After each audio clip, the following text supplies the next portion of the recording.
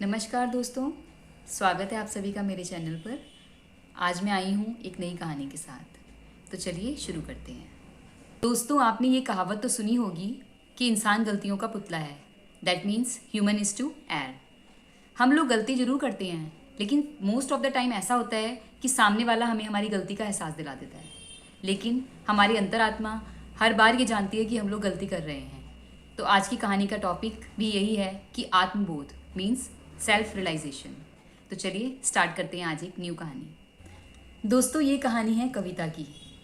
एक बार कविता के बेटे ने स्कूल जाना था, लेकिन स्कूल बस की स्ट्राइक होने के कारण उसने अपने हस्बैंड को बोला कि वो उसे स्कूल ड्रॉप कर दे, बट उनको कोई अर्जेंट मीटिंग थी तो वो ना जा सके। कविता को 2 व्हीलर पे ही अपने बेटे को स्कूल ड्रॉप करना पड़ा। रास्ते में अचानक से एक गाड़ी से टक्कर होने के कारण कविता और उसका बेटा स्कूटी से नीचे गिर जाते हैं और चारों तरफ लोगों की भीड़ इकट्ठा हो जाती है। कविता को कुछ हद तक चोटें आई थीं, लेकिन भगवान का शुक्र था कि उसके बेटे को एक भी खरोंच ना आई। और उधर से अचानक से उनकी काम वाली राधा वहाँ से गुजर रही थी और उसने अपनी मालकिन को देखा तो तुरंत भागकर चली आई। राधा ने मालकिन को उठाया, उनके बेटे को उठाया और किसी भाई को बोला कि इनकी स्कूटी को साइड पे लगा दो, और वो उन दोनों को लेकर पास ही अपने छोटे से घर में चली गई। वहाँ जाकर उसने अपनी बेटी रानी को बोला कि जल्दी से पानी गर्म करे। जल्दी जल्दी अपने बेटे राजू को बुलाती है।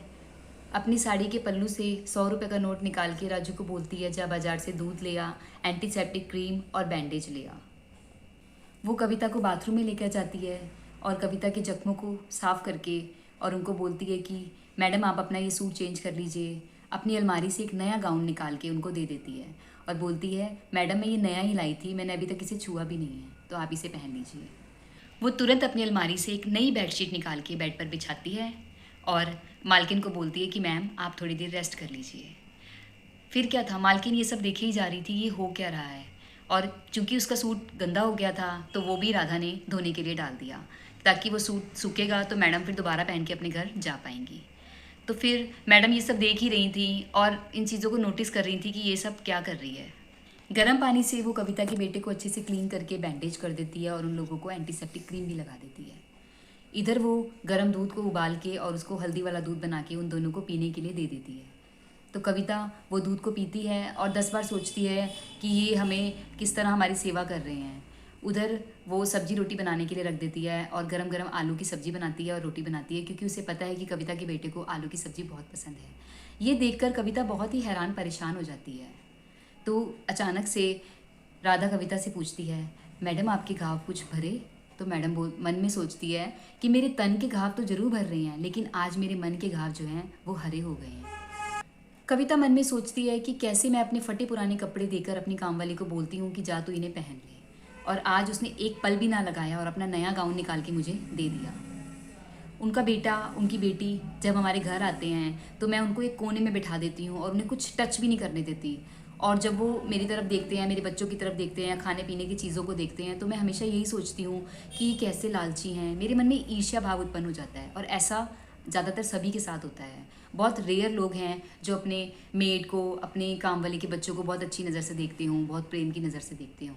कहीं ना कहीं वो अपने मन में सोच रही है कि मेरी काम वाली ने मेरे लिए अपना नया गाउन ख़राब कर दिया, अपनी नई चादर यूज़ कर ली। पता नहीं वो उसने किस लिए ला के रखी थी, कौन से ओकेज़न के लिए ये लोग, अब गरीब लोग हैं, कौन से ओकेज़न के लिए सब सामान इकट्ठा करके रखते हैं। उसने एक पल भी ना लगाया और कितनी खुशी से उसने ये सामान निकाल के मुझे दे दिया। तो मन ही मन पछता रही है कि हम लोग कैसी मेंटालिटी रखते हैं अपने मेड्स के लिए, कैसी हम लोगों की सोच है, उनको सब कुछ पुराना देना, बचा हुआ देना। और उसने मेरे बच्चों के लिए, मेरे बेटे के लिए ताज़ी सब्जी लाकर, ताज़ी रोटी बनाकर गरम गरम खिलाई, और हम उन्हें ठंडा खाना परोस देते हैं। इधर अचानक से उसका बेटा राजू आता है और वो लंगड़ा के चल रहा होता है। तो कविता पूछती है कि राधा ये लंगड़ा के क्यों चल रहा है, तो इसका इलाज करवा। राधा बोलती है, मैडम जी इसके इलाज में 20-25 हज़ार का खर्चा है।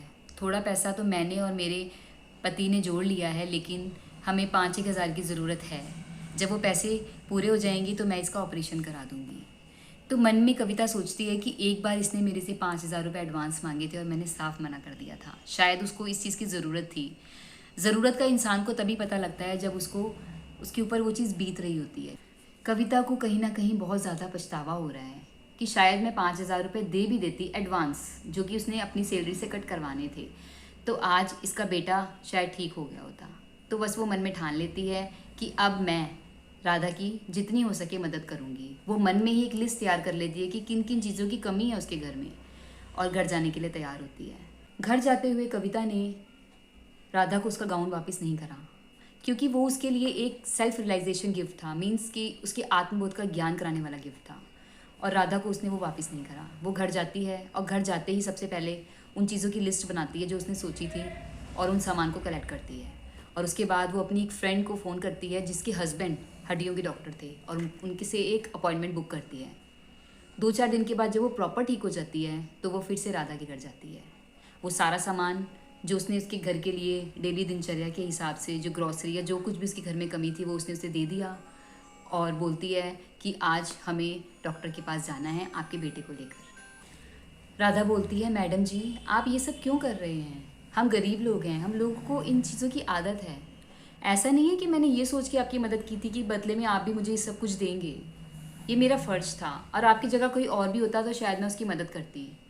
तो क्या था, आज कविता की आंखें खुल गई। वो मन में सोचती है कि मैं हर समय भगवान से कुछ ना कुछ आगे के लिए मांगती रहती हूँ, पर आज इस राधा को देखकर, इसकी गरीबी को देखकर और इसके बड़े दिल को देखकर इस चीज़ का रियलाइजेशन हुआ कि हम लोग हमेशा दूसरों को अपने से छोटा समझते हैं और उनके साथ वैसा ही व्यवहार करते हैं। देखिए, गरीबी और अमीरी तो 2 चीज़ें तो हैं ही लाइफ के पार्ट, पर अगर आप कोशिश करें कि आप अपने से छोटे इंसान को, अपने से गरीब इंसान को थोड़ी इज्जत दे पाएँ और उनकी मदद कर पाएँ, तो ज़रूर एक कदम बढ़ाइएगा। तो अगर आपको आज मेरी ये वीडियो अच्छी लगी हो तो मेरी वीडियो को लाइक करें और मेरे चैनल को सब्सक्राइब करें।